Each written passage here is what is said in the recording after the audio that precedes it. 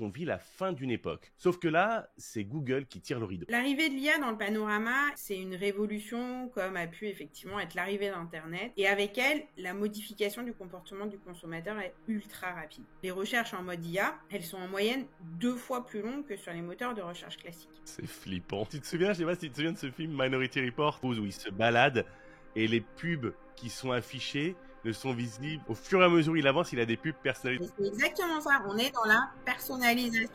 Personne ne peut prédire exactement en fait comment ça va se passer. L'IA va pas faire disparaître des équipes. Bonjour à tous et bienvenue dans ce nouvel épisode d'InnoTourisme, le podcast qui accueille les visionnaires qui façonnent l'hôtellerie de demain.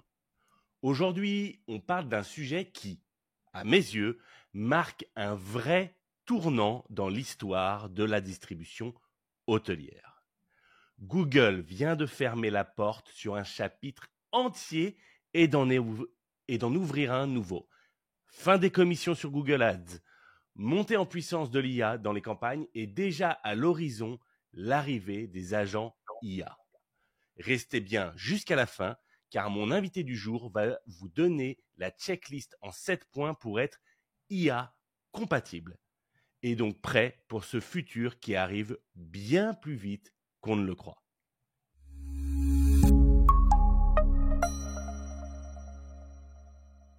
Avant de commencer, je tenais à vous remercier. Vous êtes toujours plus nombreux à liker, commenter et surtout à repartager ces épisodes.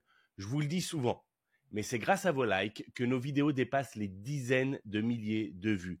Donc si vous regardez cet épisode, cliquez maintenant sur le petit pouce et laissez un commentaire, même simplement « Merci Tony ». Et surtout, abonnez-vous pour ne pas rater les prochains épisodes. Pour le sujet du jour, j'accueille Aude de Mirail. Bienvenue dans InnoTourisme. Là, on en est à ton 3e passage, Aude. Tu sais qu'à ce rythme-là, je vais devoir te mettre sur la fiche de paie de l'émission. Écoute, moi je prends, mais bon, il y a quand même une chose, je veux les mêmes avantages que le présentateur. Ouais, bon, ça va être vite réglé, il n'y en a pas. Donc, bon. Normalement, je commence toujours par demander à mes invités de se présenter. Mais bon, là, tout le monde te connaît déjà ici. Et ceux qui ne te connaissent pas, ça veut dire qu'ils n'ont pas vu tes 2 premiers passages. Donc, je les invite à aller les découvrir, car on avait traité de sujets passionnants. Exactement, je pense que on peut leur recommander d'aller visionner en fait les 2 premiers épisodes. Parfait, on est d'accord. Donc, pas de présentation de l'invité aujourd'hui et on attaque directement dans le dur. On va commencer par planter le décor. On parle souvent de rupture dans le digital. Mais là, j'ai vraiment l'impression qu'on vit la fin d'une époque. Tu sais, un peu comme quand on a vu disparaître les annuaires papier ou les fax à la réception, c'est il y a très longtemps. Sauf que là, c'est Google qui tire le rideau. Qu'est-ce qui te fait dire, toi, qu'on est vraiment en train de tourner une page importante ? L'arrivée de l'IA dans le panorama, et pas seulement dans le secteur hôtelier, sur l'ensemble en fait des secteurs, rebat les cartes. C'est une révolution comme a pu effectivement être l'arrivée d'Internet. Et avec elle, la modification du comportement du consommateur est ultra rapide. La modification du comportement, ça passe à la fois par la manière dont il recherche, mais également par les vitrines de recherche qu'il utilise. Notre génération, toi et moi, Tony, on avait pour l'habitude de rechercher sur Google avec 2-3 mots-clés.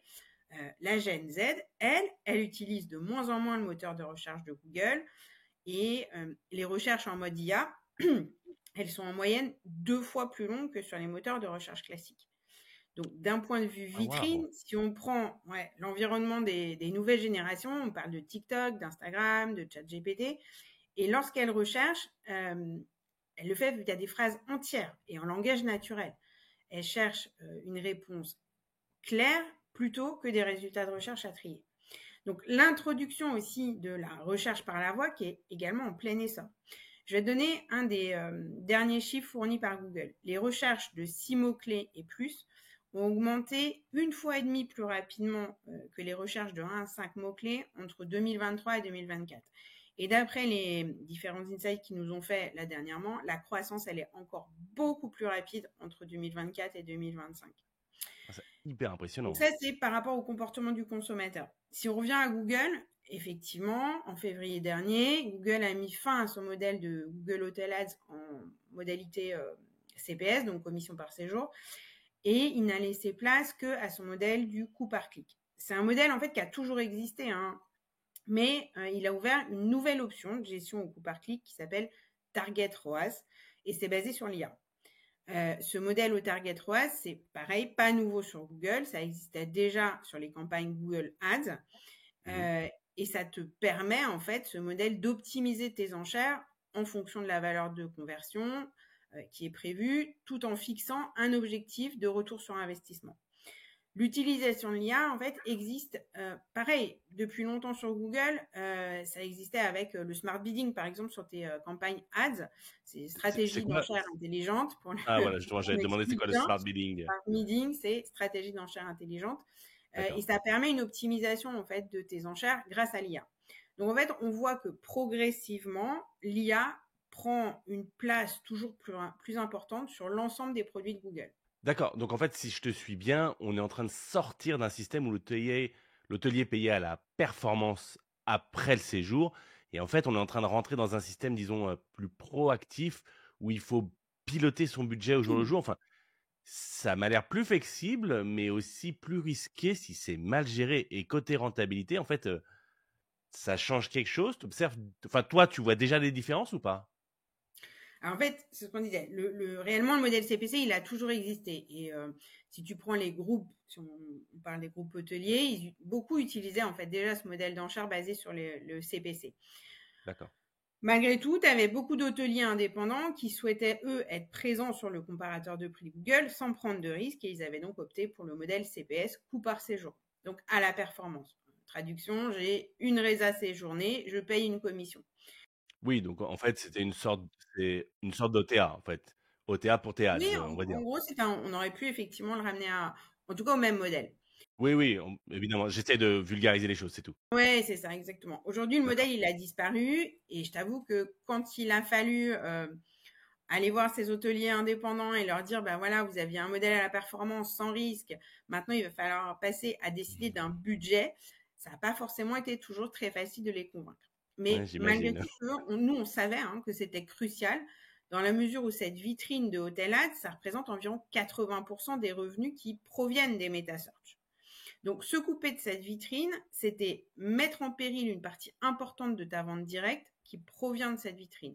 Entre 10 et 20% de ta vente directe online, selon les hôtels évidemment, mais en Mmh. gros entre 10 et 20% de ta vente directe, et en termes de visites aussi entre 5 et 15% des visites sur ton site.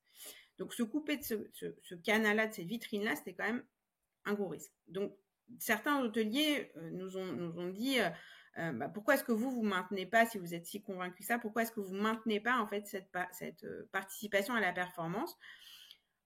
Chez nous, on l'a étudié cette modalité, mais on a fait le choix de ne pas maintenir ce business model, tout simplement parce que Google le supprimait et que ça nous Mmh. semblait plus transparent en fait pour l'hôtelier de fonctionner au CPC. D'accord. Donc c'était un pari pour les hôtels, mais malgré tout, les résultats nous ont donné raison. Enfin, nous, on n'avait pas de doute, si tu veux. Maintenant, il fallait convaincre l'hôtelier. Oui, c'est Mais ça. les résultats nous ont donné raison. Parce que si on s'en tient à la rentabilité qu'on a observée sur le modèle Target ROAS, c'est complètement, c'est même plus adapté finalement pour l'hôtelier, plus rentable pour l'hôtelier. En moyenne, en fait, ce changement de modalité pour les hôteliers qui étaient au coût par séjour, ils payaient généralement une commission à hauteur de 10% sur chaque réservation. Et donc, le switch, si tu veux, s'est très bien passé. On avait de notre côté donc testé ce modèle dès sa sortie, on était très confiants sur les résultats. Et en Mmh. moyenne, si tu ramènes en fait la rentabilité, on aime bien chez nous parler de commissions supportées, pareil pour pouvoir le comparer Ouais. un petit peu à ce que payent les hôteliers avec les OTA. Aujourd'hui, on est sur des commissions supportées à hauteur de 4% sur les campagnes, en fait, sur les campagnes qui sont gérées via ce modèle Target ROAS. Donc, en fait, ça a été un changement qui a été un vrai succès, finalement, pour la rentabilité des campagnes Hotel Ads. D'accord, donc en fait, ce que tu es en train de me dire, si je comprends bien, c'est qu'avant, quoi qu'il arrive, puisque les hôteliers pouvaient passer à la commission sur ce modèle de Google Hotel Ads, ils allaient payer 10%. Et en fait, là, aujourd'hui, l'investissement qu'ils mettent est un équivalent à 4%. Donc, en fait, ça Exactement. divise par plus que 2 leur coût. Waouh! Exactement. Alors, bon, ça paraît comme ça super séduisant, mais j'imagine il y a quand même des pièges à éviter pour pas se retrouver à dépenser plus que ça rapporte, parce que, enfin, c'est le risque classique de tous les modèles au CPC, c'est que tu fais n'importe quoi, tu arrives le lendemain et puis tes comptes sont vidés et t'as pas eu une seule réserve. Alors, exactement. Enfin, c'est comme tu dis, c'est pas comme pour tout investissement sur les campagnes de marketing digital, notamment quand tu travailles au CPC, le succès, il est lié à plusieurs facteurs. Donc, le facteur primordial, hein, mais ça, j'ai envie de te dire, c'est le facteur primordial pour tout ce qui est vente directe, c'est de l'ordre dans ta distribution. Bien sûr. Tu sais, éviter les fameux pirates qui te cassent les prix qui te cassent les prix, qui te cassent les pieds aussi sur les comparateurs de prix. C'est avoir un avantage clair sur ton site web, c'est un moteur de réservation efficace qui va favoriser ta conversion, un site web attractif. Voilà, c'est finalement les bases pour la vente en direct. Les bases qui sont d'ailleurs en fait très souvent pas en place. Et là, il n'y a pas le Voilà, choix. qui semblent évidentes, mais qui, au quotidien, dans la pratique, ne le sont pas tant que ça. Ensuite, tu as le fait, si tu veux, d'accepter une période d'apprentissage. Lorsque tes enchères, en fait, elles sont basées sur l'IA, il y a une période d'apprentissage de l'IA qui est encore plus nécessaire pour que ton IA, elle apprenne. C'est pour ça qu'il faut aussi éviter, par exemple, de stopper tes campagnes ou bien de dire j'ai 200 € par mois et pas 1 euro supplémentaire, quelle que soit la saison, quel que soit mon pick-up. En gros, je t'explique. C'est toujours préférable finalement de partir sur un budget annualisé. Ça va permettre en fait d'absorber la demande quand elle est présente. Il y a des mois où tu vas dépenser 400 €, les mois de pick-up les plus forts, et puis d'autres où tu vas dépenser que 100 €. Un budget Oui, mensualisé, lui, il va pas te permettre d'absorber cette demande existante sur certains mois, et donc ton budget, il va être insuffisant. Et non seulement ça, tu vas perdre évidemment un potentiel de vente, mais en plus, l'arrêt de tes campagnes va supposer un problème pour l'apprentissage de l'IA. Encore une fois, c'était déjà le cas avec les campagnes Google Ads, avec le smart bidding. On recommandait effectivement de ne pas stopper les campagnes pour ne pas stopper l'apprentissage de l'algorithme derrière de l'IA. bien sûr. Ouais. Et enfin, donc ça, on a vu donc 2 facteurs. Le troisième, finalement, ce serait la surveillance des campagnes. Chez nous, par exemple, sur Mireille, on a des systèmes d'alerte en fait qui nous permettent d'être avertis en fait dès qu'une campagne dévie son objectif. Mais surtout, en fait, j'ai envie de dire encore plus loin, c'est d'aller analyser les raisons qui font que ta campagne elle a dévié grâce à un outil, par exemple, de business intelligence super sophistiqué qui permet de suivre vraiment de nombreux KPI, leur évolution. Je te donne un exemple, un critère qu'on utilise beaucoup, c'est par exemple le taux de lose, donc le nombre de fois, si tu veux, où tes prix étaient en disparité, évidemment, défavorable à ton Oui, site. bien sûr, oui. Donc voilà, ça c'est un taux qu'on utilise beaucoup parce que souvent, il illustre très bien en fait pourquoi tu es en perte de vitesse sur tes campagnes, tout simplement parce que tu es en hausse dans tes disparités. Là, les courbes, elles sont vraiment inversées, quoi. Il y a tout ce qui est évidemment KPI selon aussi sur les dispositifs, hein, sur mobile, sur desktop, en fonction des pays, sur les différents méta. Enfin, voilà. C'est important d'avoir un outil qui te permette d'aller en profondeur, regarder ce qui se passe, et j'ai envie de dire encore plus quand tu es sur des campagnes au coup par clic. D'accord, d'accord. Donc en fait, si je résume bien, ce changement-là qui a été annoncé par Google, c'est plus de risques, plus de gestion, mais au final plus de rentabilité. C'est ça? C'est à peu près ça. Ok. C'est à peu près ça, ouais. Bon, heureusement que tu es là pour faire la partie gestion C'est plus de de risques, la mais chose parce que, ça reste des risques, si tu veux, qui sont quand même très maîtrisés parce que bien sûr. tu dis en fait à ton système, voilà, moi mon objectif il est de X de retour sur investissement. Mhm. Et ton algorithme, il va aller, il va pousser, si tu veux, tes campagnes pour atteindre en fait cet objectif. Donc réellement, oui, plus de risques dans l'absolu, mais dans les faits, non. Pas tant que ça en fait. Non, Ouais, exactement. d'accord, je comprends. Ok, ok, ok. Bon, en tout cas, là, on voit bien que Google met la fin, enfin, il tourne la page sur quelque chose. C'est la fin d'une ère. En fait, le truc que moi je me demande, c'est est-ce qu'en réalité, Google n'avait pas déjà commencé à amorcer ça en douce il y a déjà quelques années. En fait, tu vois, quand on regarde les fameuses campagnes Performance Max ou Meta qui automatisent de plus en plus, ou des choses comme le ciblage basé sur les mots-clés, qui aujourd'hui, enfin, tu peux encore le faire, mais généralement, tu laisses l'IA s'en occuper. En fait, moi, j'ai l'impression que ça fait déjà un petit moment qu'on est en train de basculer vers ce futur où, alors, ça fait un peu étrange, je veux dire, c'est la machine qui décide à notre place. On n'est pas au stade de Terminator et Skynet, mais moi, j'ai l'impression que en fait, Google, là, sont en train de finir de tourner une page qu'ils ont commencé à tourner il y a peut-être 2 ans. Enfin, je sais pas quand est-ce que c'était Effectivement, Performance enfin, Max. c'est pas en douce, si tu veux, dans le sens où C'est l'introduction de pas en l'IA, douce. on l'a vu tout à l'heure avec le smart meeting, c'est pas nouveau vraiment sur les campagnes, enfin, chez Google, c'est pas nouveau. Mm. Ces fameuses stratégies d'enchères intelligentes, c'était déjà basé sur l'IA, ça existe depuis des années. Des outils, enfin, des produits comme Performance Max for Travel Mm. Goals ou alors Demand Gen, c'est 2 produits de Google qui ont été introduits il y a environ 2 ans. C'est ça. Et qui sont tous deux basés sur l'IA. Mm. Performance Max, pour expliquer un petit peu, c'est un produit qui permet, via une seule campagne, d'atteindre en fait des utilisateurs sur tous les formats de l'écosystème de Google. Tu parles de Google, de Hotel Ads, de YouTube, de Display. C'est De Performance Max. Gmail. Je n'en peux plus dans mon Gmail d'avoir ces De Gmail bannières de également. pub sur tous les copains qui font des pubs. Ouais, bah oui, ouais. Donc, tous ces formats en fait de l'écosystème de Google, tu pouvais les avoir sous le produit Performance Max. Donc, ça Mm. a été en fait une réponse de Google à un changement dans la façon d'agir et de rechercher de la part des utilisateurs. Pour que Google en fait puisse couvrir l'ensemble du funnel de conversion avec des solutions médias plus unifiées. C'était vraiment l'objectif d'avoir des solutions médias plus unifiées. Mhm. Ils avaient déjà des solutions médias pour leurs différentes plateformes, Ads, Hotel Ads, etc., YouTube, mais ils ont voulu créer un produit qui puisse être cross-plateforme et Mhm. ils sont appuyés sur l'IA pour optimiser ces campagnes. Et finalement, en fournissant à Google des objectifs clairs, des signaux, des ressources créatives comme les vidéos, les photos, Performance Max, grâce à l'IA, atteint un volume plus important d'utilisateurs ou, en fonction un petit peu de tes objectifs, ou une valeur de conversion plus grande.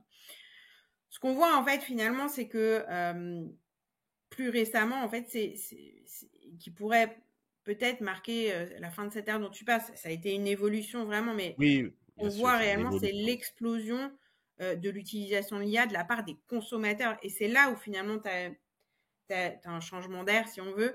Mm. Finalement, c'est poussé par le consommateur. Google, ça fait des années qu'ils travaillent là-dessus.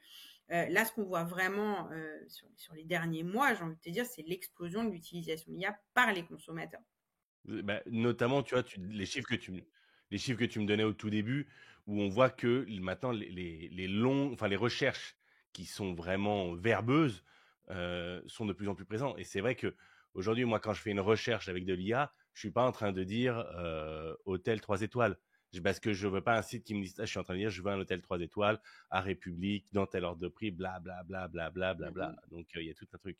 Mais là, tu vois, moi, je trouve que ce qui est très intéressant dans ce que tu dis, c'est qu'en fait, tu as beaucoup d'hôteliers qui avaient encore l'impression d'être aux commandes de leur campagne. Mais en fait, en réalité, c'est l'IA qui pilote déjà une grosse partie des décisions depuis 2 ans et c'est de plus en plus. Si toi, tu devais résumer justement cette grosse différence entre avant et maintenant, là, pas du point de vue consommateur, mais du point de vue d'un hôtelier, ce serait quoi? Ouais, d'un hôtelier, d'un marketeur, ouais. Oui, voilà, hôtelier, enfin, Non. on va dire Mm. quelqu'un qui gère ses Mm. campagnes. En fait, la gestion des campagnes avant, on va dire, c'était un système pour les marketeurs qui était très manuel, basé sur les mots-clés, sur des annonces créées par eux avec des targets qu'ils avaient eux-mêmes définis. Aujourd'hui, comme le comportement du consommateur est ultra changeant, tu as des nouvelles stratégies qui sont basées sur l'IA qui sont apparues pour répondre Mhm. à ce changement de comportement. La création et la maintenance des campagnes aujourd'hui se fait beaucoup plus rapidement grâce aux nouveaux outils qui sont mis en place. Malgré tout, je pense que c'est un point important, ça ne veut pas dire qu'il n'y a plus besoin de personnes aux commandes. Il y a toujours quelqu'un qui pilote. Il y a toujours besoin d'équipes pour adapter les campagnes au marché, à la saisonnalité, au changement de tendance. Euh, et bien sûr, pour surveiller en fait tes différents KPI et agir en fonction de leur évolution. Mm. Il y a de plus en plus d'éléments à prendre en compte pour s'adapter à ton public, à ton audience. Et donc, c'est là où l'IA va t'aider, à la fois sur détecter, mais également t'aider à mettre ça en place. L'IA, en fait, finalement, t'aide, mais elle ne fait pas tout ce travail d'adaptation quand même. C'est une base, si tu veux, d'aide, mais elle ne fait pas tout encore, donc il y a quand même encore besoin de quelqu'un. Mais tu vois, je trouve que c'est hyper intéressant ce que tu dis. Et c'est quelque chose que j'observe, tu sais. Il y a des fois, tu as des gens qui disent oui, on n'a plus besoin de rien faire avec l'IA. Avant, fallait le faire, maintenant, on le fait plus. Mais moi, je suis pas du tout d'accord avec cette logique. Parce que je trouve que avant, je prends l'exemple de tu écris un mail. Ok, Mhm. tu écrivais un mail et en fait, au moment où tu l'écrivais, tu étais en train de travailler ton idée, tu relisais ta dernière phrase, tu la corrigeais, tu regardais, etc. Et en fait, tu avais 3 étapes distinctes préparation, exécution, correction que tu faisais Mhm. en simultané. Aujourd'hui, avec l'IA, qu'est-ce qui se passe? C'est que tu fais énormément de préparation, énormément de correction, très peu d'exécution. Mais en réalité, tu n'es pas Mhm. passé de C'est 100 à ça. 0. Tu as peut-être gagné Non, non. 30% de temps. Et c'est exactement ce que tu me dis là. C'est que oui, l'IA fait Ouais, beaucoup de choses.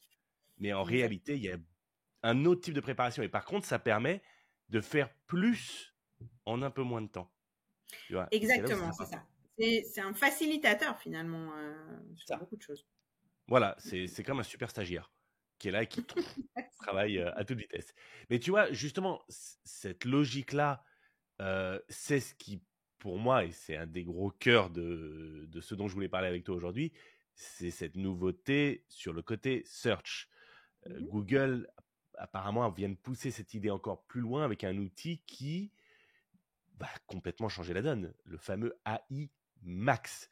D'ailleurs, rien que le nom, hein, AI Max, on se dit, ça y est, on dirait un film de science-fiction. Tu t'es penché un peu dessus, t'as regardé, enfin, ça donne quoi? Qu'est-ce que c'est? C'est quoi l'impact pour notre industrie? Alors, en fait, encore une fois, hein, Google, il s'adapte. Et donc, pour répondre à l'évolution du comportement du consommateur qu'on a vu, il a sorti avant l'été iMax for Search. Hmm, C'est une petite option, en fait, qui est disponible sur ton compte Google Ads. Là, ça y est, c'est déployé depuis septembre. Normalement, tout le monde peut avoir accès à cette option. Et en fait, en se basant sur l'historique de tes campagnes et en fonction de ton objectif, Google va permettre que tes campagnes atteignent des recherches qui peuvent être intéressantes pour toi. IMAX, en fait, il va te permettre d'être capable de trouver, d'attirer et de convertir des utilisateurs que tu n'aurais pas atteints avant. Donc, en fait, ça peut se résumer, si tu veux, en 3-4 points, ce produit. Enfin, c'est pas un produit, c'est une option d'accord. du search. Hmm, La première, le premier point, ce serait que ça te permet d'atteindre plus d'utilisateurs. Alors, comment? Grâce à l'historique qu'il y a de tes mots-clés que tu avais dans tes campagnes auparavant et au contexte en fait sémantique de la recherche qui est faite par l'utilisateur. Alors, ça passe par l'intention, par le lieu, par l'historique de recherche, par voilà, tout ce qui va être finalement ce que Google va pouvoir détecter grâce à l'IA. d'accord. Le deuxième point, c'est que ça te permet de générer des messages personnalisés, tout ce qui est description, titre. En fonction en fait de ce que cherche ton utilisateur, Google va également pouvoir se nourrir finalement de ton site pour t'aider à construire des descriptions, des titres et donc personnaliser en fait le message que tu vas aller délivrer à dans tes campagnes. C'est flippant. Mais non. Tu sais, non, mais tu te souviens, je sais pas si tu te souviens de ce film Minority Report, ou un film de Spielberg avec Tom Cruise Mmh. où il se balade et les pubs qui sont affichées ne Ah sont oui. visibles. Enfin, au fur et à mesure où il avance, il a des pubs personnalisées. Enfin, c'est vraiment Mais c'est ce que tu exactement me ça. On est décris, dans la c'est ça, mais personnalisation. On c'est en fou. parle depuis un moment déjà de la personnalisation, l'hyper-personnalisation, Oui, etc. bien Mais là, on sûr, est mais là, c'est quand même next level. Ah oui, c'est sûr.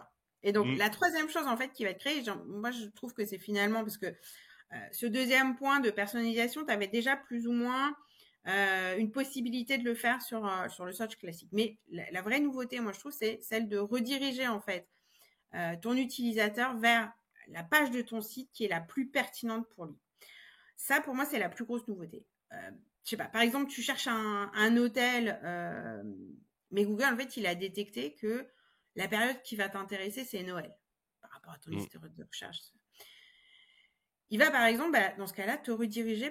Si tu as une offre, par exemple, de spécial Noël, automatiquement, il va aller te rediriger Wow. vers ton offre de spécial Noël. Enfin, il va Ce qui est rediriger ton génial. utilisateur Enfin, exactement vers la page d'offre de Noël parce qu'il sait qu'il y a plus de chances, en fait, que ça convertisse à ce Noël. C'est ce que tu cherches. bah bien sûr, mais donc Et pour toi en tant que consommateur, c'est génial.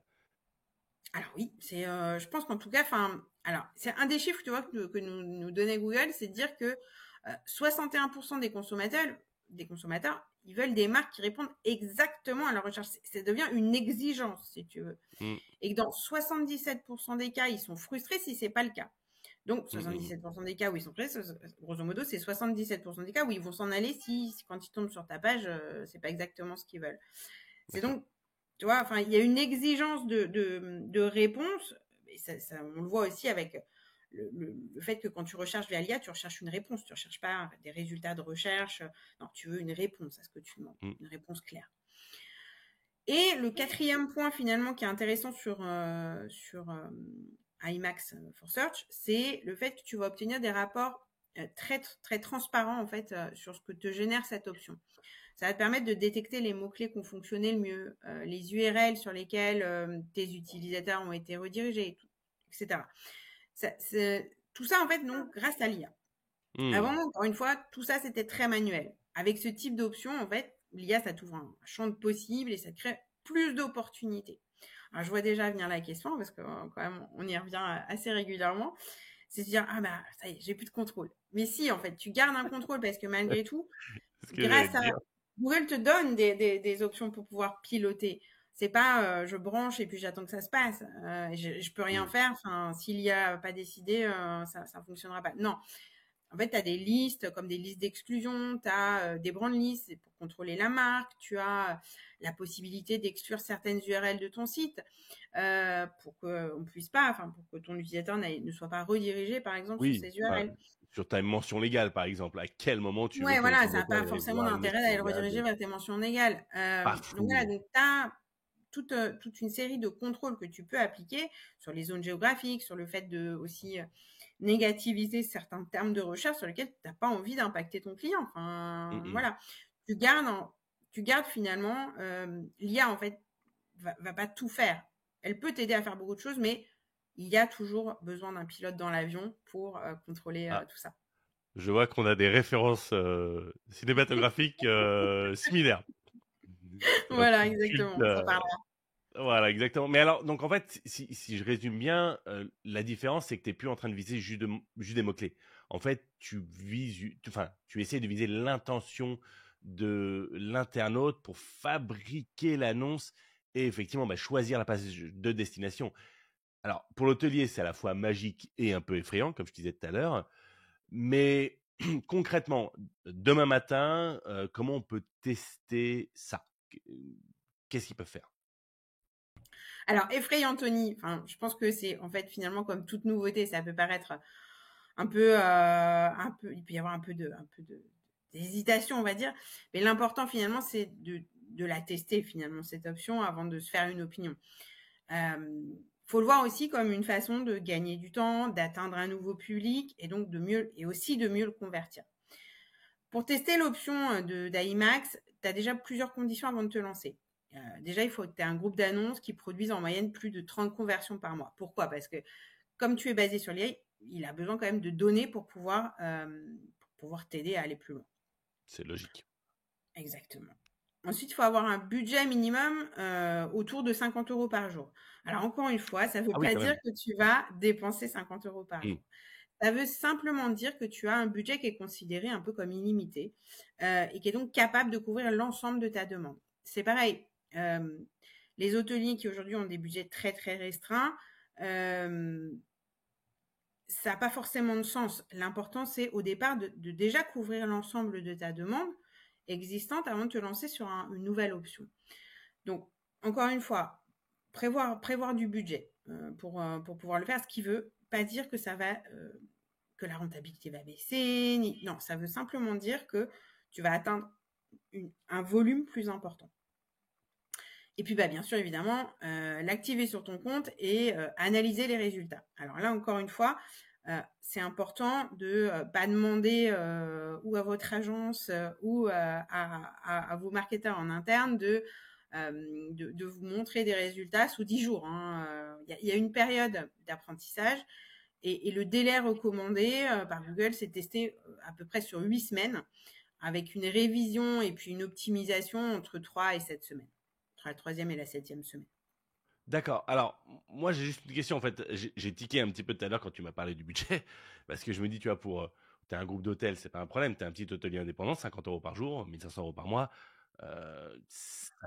Voilà, ça peut être compliqué. Le budget maximum qui peut être dépensé dans une journée. Mais généralement, on n'arrive jamais à ces budgets-là, d'accord? C'est juste donner de l'amplitude, en fait, à ta campagne et lui permettre, en fait, d'atteindre ça. Dans la Mais majorité des cas, tu n'as pas suffisamment de recherches qui vont faire que tu vas dépenser ce budget-là. ben c'est ça, justement, en fait, là, tu es en train de devancer ma prochaine question. Parce que tu vois, bon, il y a ce fameux KPI qui est le ROAS, le retour sur investissement généré par une campagne publicitaire spécifique. Aujourd'hui, qu'est-ce que tu vois? Enfin, tu vois, ça donne quoi concrètement? Parce que bon, bah là, on a un bouton magique qui fait des trucs magiques, ça c'est sûr et certain, qui a l'air de potentiellement coûter une fortune, mais on sait très bien que dépenser de l'argent en ads, c'est un investissement. Donc, qu'est-ce que toi, tu vois un petit peu là-dessus? Ah, quand on parle en fait de budget illimité, ça ne veut pas dire que les dépenses vont exploser. Ça veut surtout dire Ouais. en fait que il faut que les stratégies soient basées sur le fait de couvrir l'ensemble de la demande existante. L'IA en fait, comme elle a la capacité en fait de cibler les recherches qui ont le plus de chances d'aboutir à des conversions, la rentabilité elle devrait se maintenir voire même augmenter parce que vos campagnes elles vont être encore plus ciblées. Hmm. Et des options comme IMAX, non seulement ça permet de mieux cibler les clients, mais ça permet également de leur amener le bon message avec les bonnes annonces personnalisées et de les Hmm. rediriger vers les pages pertinentes. Donc, en termes marketing, ça se traduit finalement par une augmentation du CTR, du taux de clic, Taux de clic, ouais, c'est ça. grâce à des annonces qui vont être plus attractives et une augmentation des conversions parce que tu atteins des personnes qui sont plus disposées à acheter et elles atterrissent sur des pages plus pertinentes. Donc en principe, c'est pas plus risqué qu'autre chose. Ah, D'accord. ok. Non, mais non. Après, c'est une option très récente, Tony. Il faut voir qu'ils ont Oui, sorti ça. Je crois que c'est juste il y a avant quelques l'été. Hein. mois. Oui, c'est Donc, on ça, est on est encore au début. sur des phases je vais pas te donner des résultats parce que nous, on n'a pas l'habitude de donner des résultats sans avoir un minimum de comment de volume pour pouvoir avoir un chiffre qui est vraiment intéressant si tu veux. Bien sûr. Enfin, ce serait donner des infos qui sont pas pertinentes, d'accord. Hmm. Donc, mais en tout cas, la promesse est vraiment intéressante. Et alors, tu as un autre point en fait qui est intéressant, c'est que sur les recherches de plus de 6 mots, celles dont on parlait tout à l'heure, qui sont en augmentation beaucoup plus rapide que les recherches de moins de 6 mots, la tendance de recherche, donc cette tendance qui connaît la plus forte augmentation, le coût du clic, le coût du CPC, du coût par Hmm. clic, il est inférieur à celui des recherches sur 2-3 mots-clés, par exemple. Parce que c'est des recherches qui, pour l'instant, présentent peu de concurrence. Et donc, ton positionnement, il est encore plus facile sur ces recherches plus longues. Ah oui, mais ce Donc, qui un peu semble moins important. évident. Bah oui, parce que, enfin, si je reprends tout à l'heure, je sais plus, je te parlais du 3 étoiles à la République, tu as forcément moins de concurrence de hôtel 3 étoiles à la République que hôtel 3 étoiles ou hôtel République. Ça semble parfaitement logique. Donc oui, tu as probablement une balance qui va se faire Exactement. naturellement. Mais tu vois, aujourd'hui, ce qu'on appelle donc l'intelligence artificielle dans la recherche, moi je me dis, en fait, ça, dans quelques années, ça va nous sembler basique. Parce que, enfin, tu sais que j'adore l'IA, j'en utilise du matin au soir, dans tous mes projets, etc. Mais moi, ce qui me semble le plus disruptif qui est en train d'arriver, c'est les fameux agents IA qui sont capables de réserver un voyage complet en discutant avec toi sur une conversation assez naturelle. Et si ça se démocratise, mais ça va complètement bouleverser et révolutionner la manière dont un voyageur choisit et réserve un hôtel. Toi, comment tu vois la chose? Est-ce que pour toi, ces nouveaux agents IA vont en fait complètement tuer l'ancienne forme de recherche, c'est-à-dire plus de recherche sur Google, plus de recherche sur Meta, ou via les réseaux sociaux? Enfin, est-ce que ça va complètement tuer la recherche ou en fait on va la réinventer? Alors, dans un premier temps, je pense qu'on peut déjà clarifier que l'agent IA, il est capable de comprendre, d'analyser des messages dans un langage naturel, d'accord, voire même de te faire une recommandation.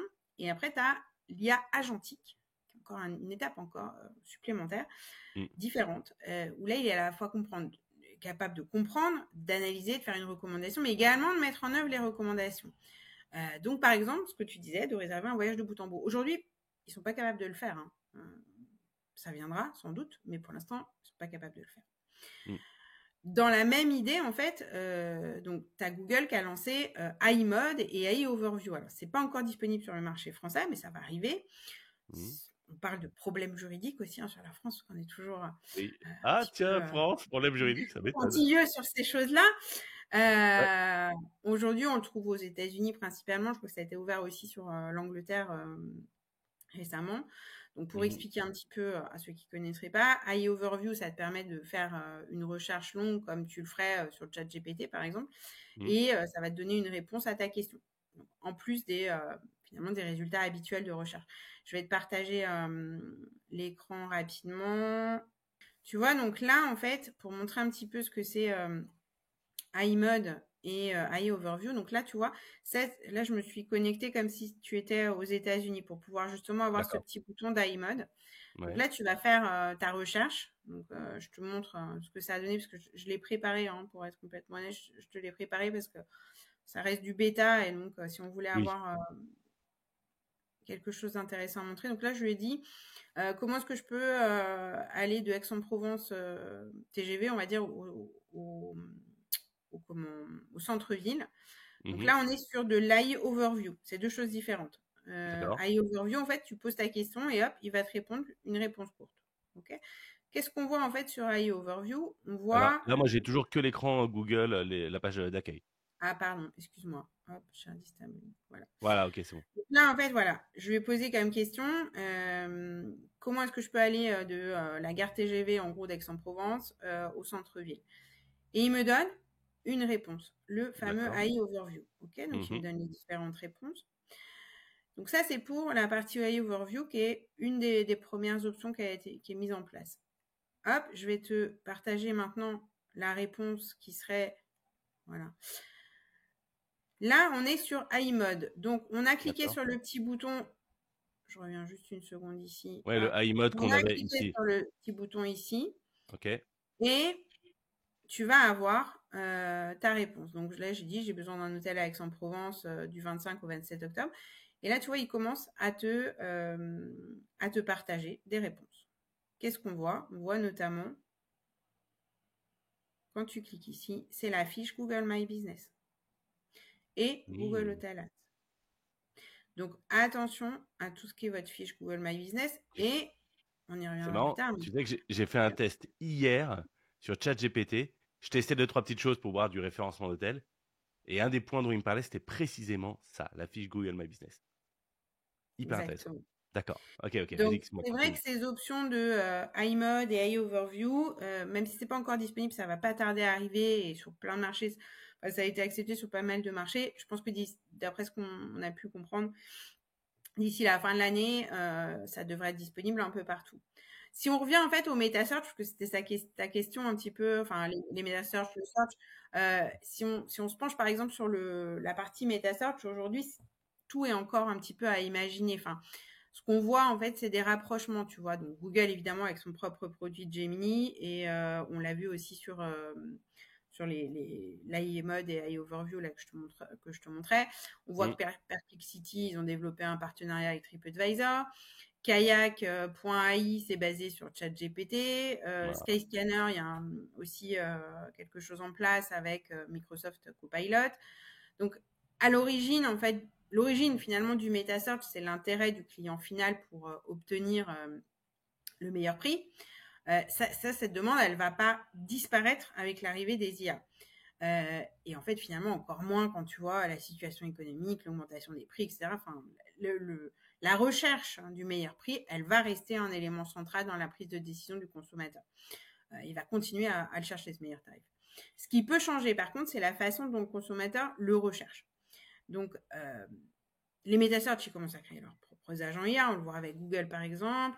Le risque, en fait, c'est que ce qu'on peut imaginer, en fait, facilement, c'est qu'un agent IA choisisse une OTA en particulier et que ça se termine par une pénalisation du canal direct. C'est-à-dire qu'un ChatGPT décide demain que quand un utilisateur va faire une recherche d'hôtel, il lui renvoie que des résultats de Booking.com, par exemple. Ça peut être effectivement une piste. On peut aussi imaginer en fait que l'IA devienne une couche supplémentaire, qu'ils intègrent finalement les fournisseurs de méta sur les IA, parce que finalement les fournisseurs de méta search, ce qui est intéressant pour eux, c'est une source de données énorme. L'IA, elle a besoin de données. Ça, c'est aussi une autre piste. Mais encore finalement, tu as énormément de points d'interrogation sur comment ça va se développer, quelle va être l'interaction entre les metasearch et l'IA. Est-ce que les IA vont te permettre de faire de la publicité? Quand je parle des IA, c'est les méta-IA, entre guillemets, les super IA, comme ChatGPT, Claude, etc. Oui, bien sûr. On voit bien en fait que tout s'accélère, et là beaucoup, encore plus les derniers mois. Vraiment, ça prend un rythme important, et je suis sûre que si on se refait un petit call dans 6 mois, on aura une réponse encore bien différente. Ouais. Donc ça va très très vite. Donc je ne pense pas que ça va tuer les metasearch, mais ça va probablement, il va y avoir des rapprochements qui vont se créer, et il faudra rester très vigilant pour savoir. Tu sais que moi, mon cheval de bataille, c'est la vente directe. Donc, voir comment, en fait, cette vente directe est impactée par ces changements qui vont s'opérer. C'est là où, justement, j'avais envie de rebondir un petit peu sur ce que tu disais, et même ce que tu as commencé dans ta réponse, c'est que dans ce monde qui est piloté par les agents IA, est-ce qu'en fait, l'hôtelier indépendant, il a encore une chance face aux OTA? Parce qu'on sait que les IA se basent sur les datas.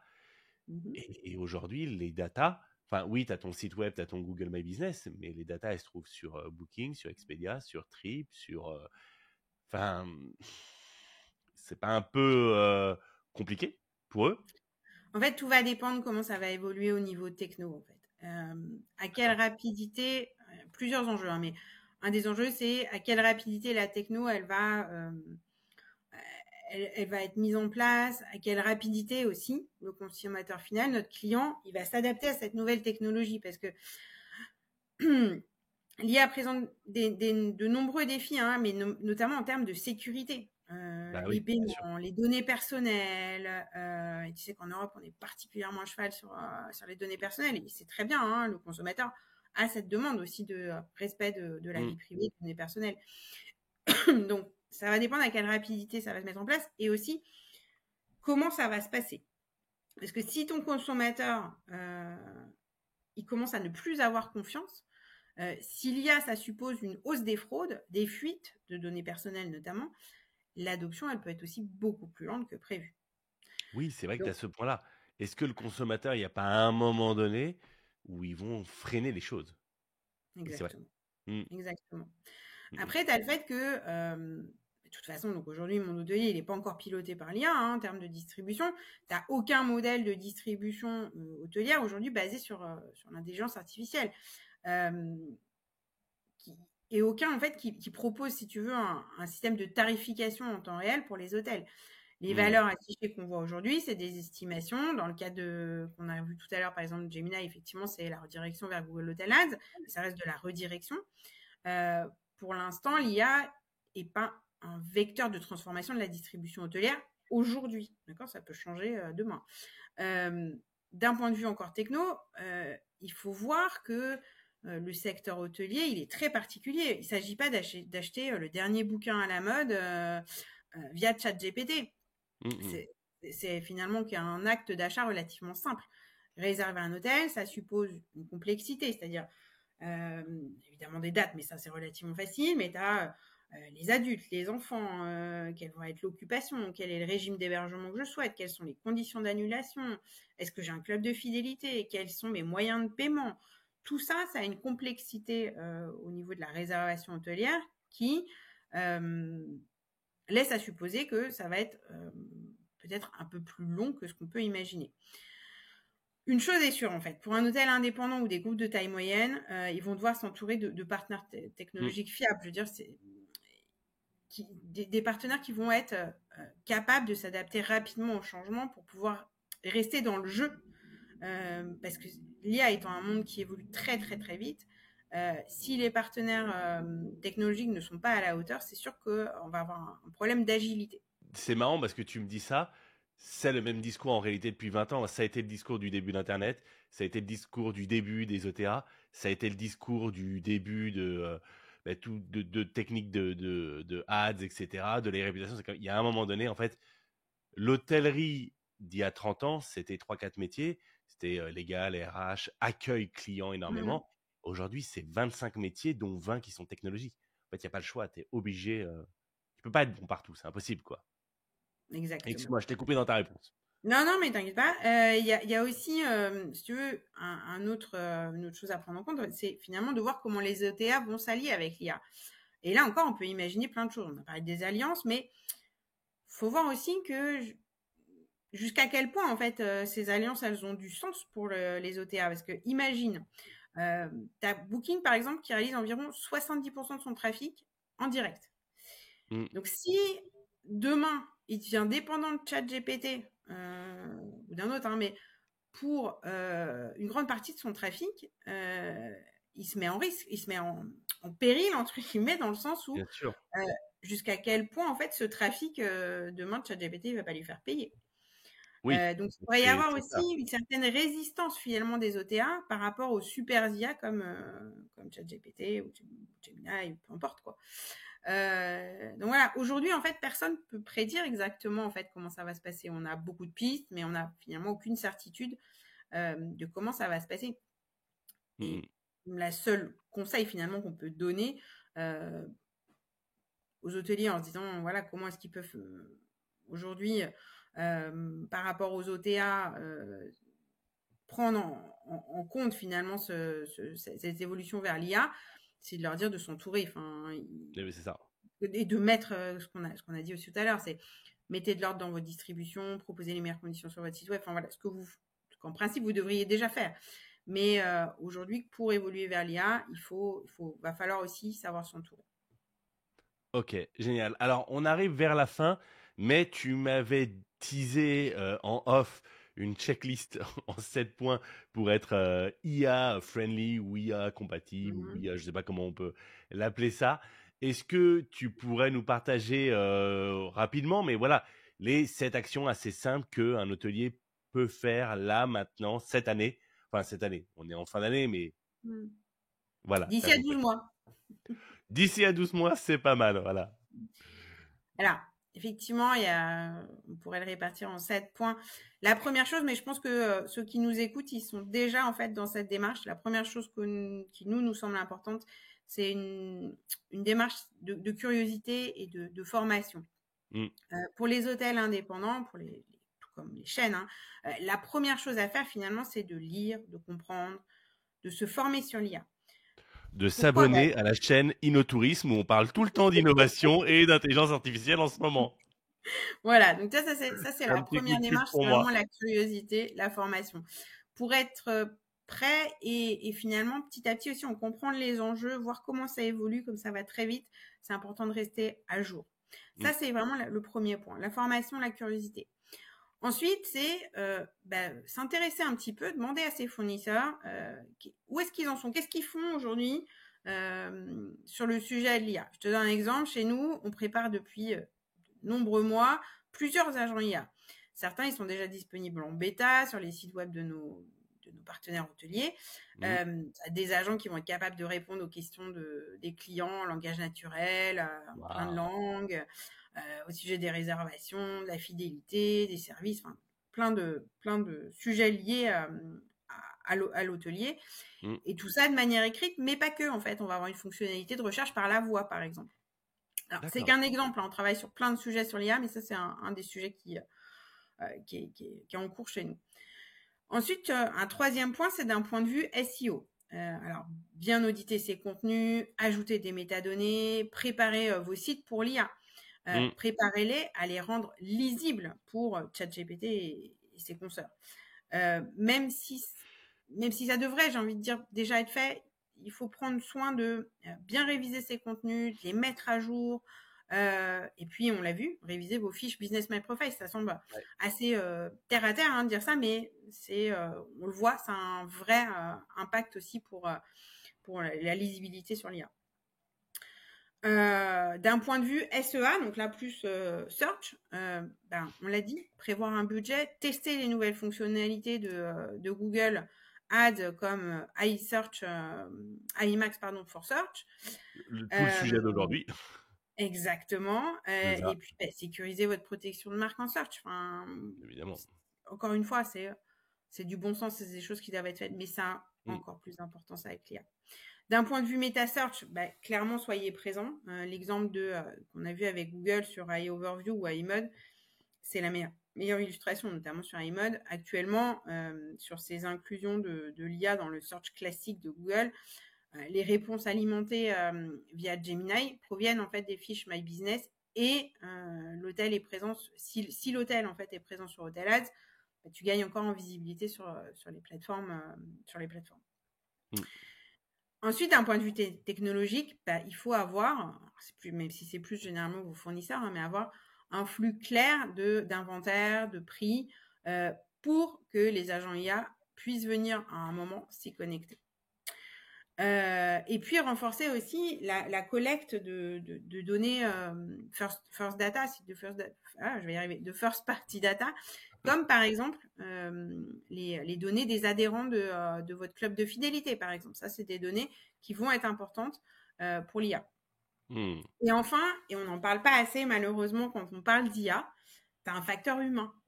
En fait, finalement, tu lis souvent que l'IA va remplacer les équipes.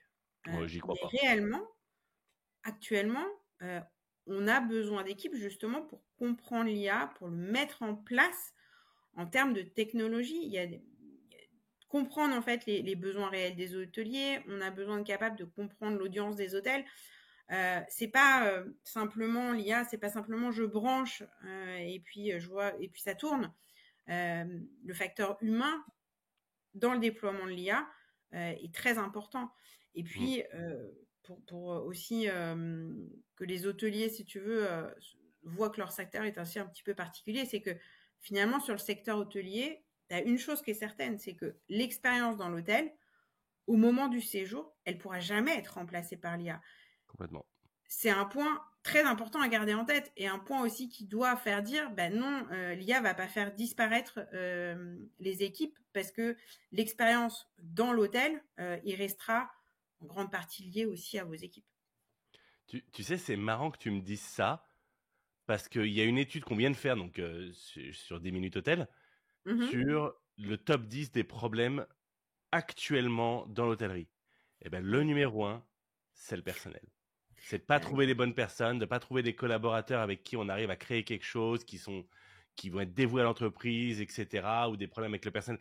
Et c'est marrant parce qu'en fait, dans l'ère de l'IA, le problème numéro 1, c'est l'humain. C'est mignon. Oui. C'est mignon. Exactement. Non, c'est dramatique. Ouais, mais ça reflète exactement ce que tu disais. En tout cas, Aude, on arrive à la fin. Je voulais te remercier. Vraiment, cet épisode, il était passionnant. Et on a vraiment pu traiter d'une page qui est en train de se tourner. Et c'est toujours un plaisir d'échanger avec toi et de t'accueillir, en tout cas, sur le podcast. Et tu as ta place quand tu veux ici. Merci à toi, Tony. C'est toujours également un plaisir de pouvoir échanger avec toi sur tous ces sujets d'innovation et voilà, et d'être présente dans ce podcast. Génial. Merci beaucoup d'avoir suivi cet épisode d'InnoTourisme. Si ça vous a plu, n'hésitez surtout pas à liker, à laisser un petit commentaire et surtout à vous abonner. Ça nous aide énormément à continuer. Et si vous travaillez dans l'hôtellerie de près ou de loin et que vous faites partie vous aussi de ces visionnaires qui créent l'hôtellerie de demain, contactez-nous à l'email qui s'affiche dans la description de la vidéo. On sera absolument ravis de vous accueillir dans cette émission qui est désormais la plus regardée par les professionnels de notre industrie. Ensemble, rejoignons ceux qui façonnent déjà l'hôtellerie de demain. À bientôt pour un prochain épisode.